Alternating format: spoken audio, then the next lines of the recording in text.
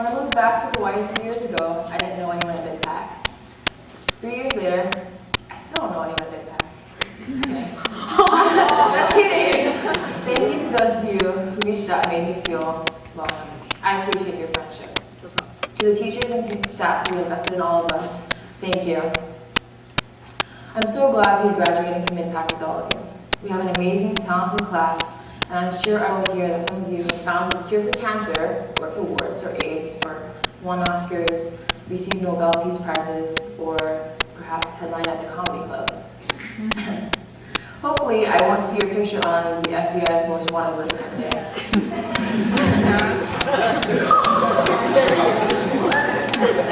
Standing before you is no easy task for me. The night that I wrote this message, I didn't get any sleep, thinking and praying about what to say. I didn't want to graduate without sharing what's been on my heart for the last 3 years. We all have fears, and I know that a lot of you are afraid about what's going to come tomorrow about college. Or maybe you're afraid about acceptance, or being fake, or being loved. I know that a big component of high school experience is putting on a fake outside for your friends or for your teachers. It's so easy to come to school or be with your family and friends and not be yourself, to give the impression that we are something that we are not in order to be accepted. Sometimes I can be behind the fake mask to hide hurt or stress or fears. But today, I want to be as real as I can be. My biggest fear right now in life is that I won't be able to see you again. And I'm not meaning just in this world, but for all eternity. Ooh, okay. What I'm saying is that I'm afraid that I will have left today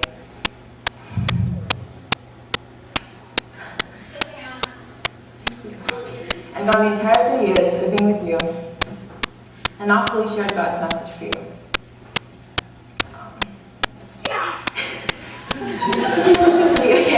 Okay. I don't want to put on a fake show and pretend that as you graduate, life is going to be all happy and repeat to you all the cliches, like you're going off into the horizon and reach for the stars.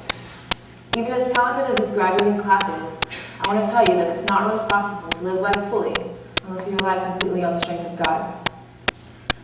What I believe He wants me to say to you is this. One day, you're going to come to the end of yourself.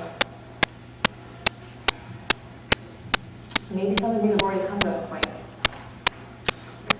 Maybe you already know that everything material and everything on earth, everything will fail you. I'm not meaning to sound so pessimistic about life, but it's true. Things and people and relationships are fallible. God isn't. Life may or may not turn out as we expect or hope. We might achieve it all, but success may not bring satisfaction. And if you're ever in that place of giving up, I want you to know that you're not alone.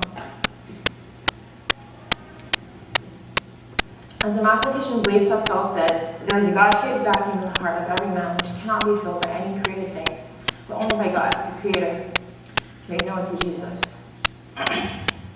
You may write me off as some crazy Jesus lover, but I believe in that with my whole being.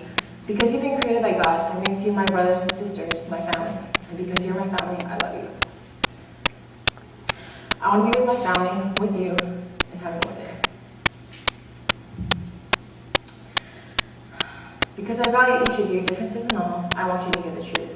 God has a plan for you, if you'll surrender your life and your heart to Him alone.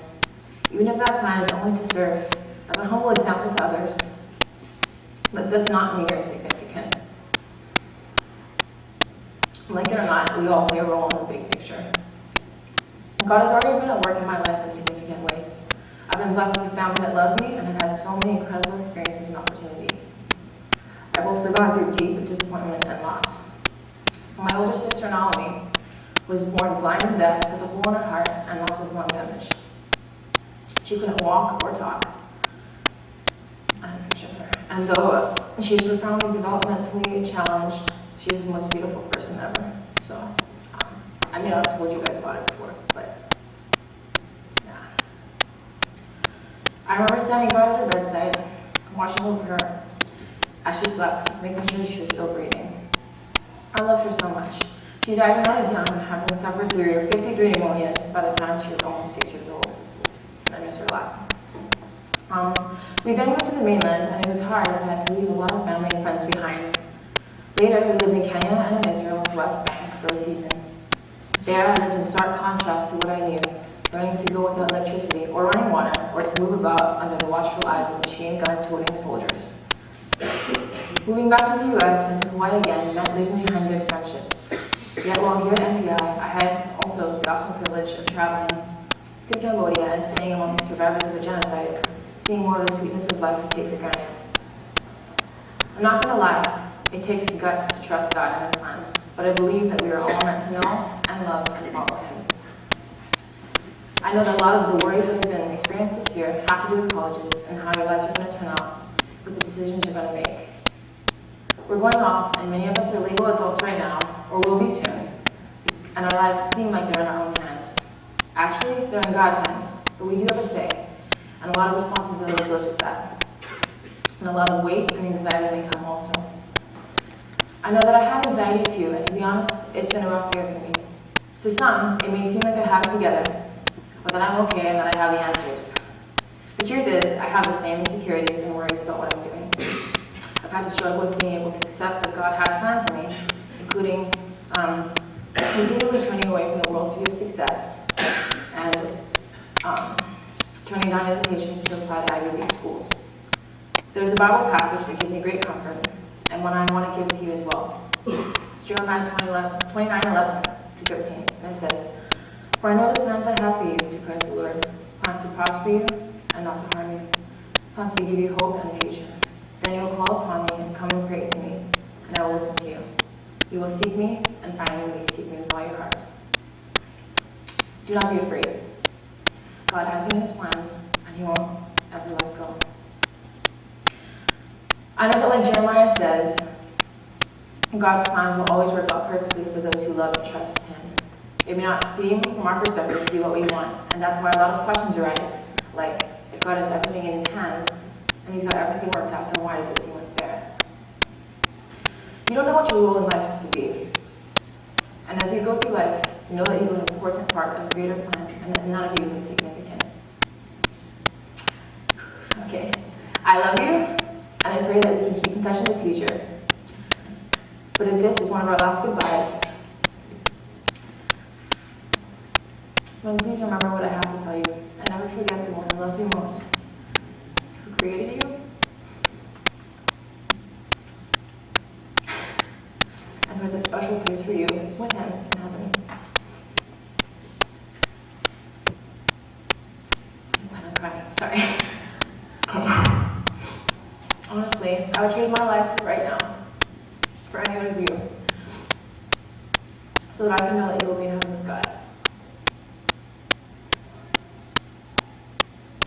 At my core, this is what fuels my passion in life.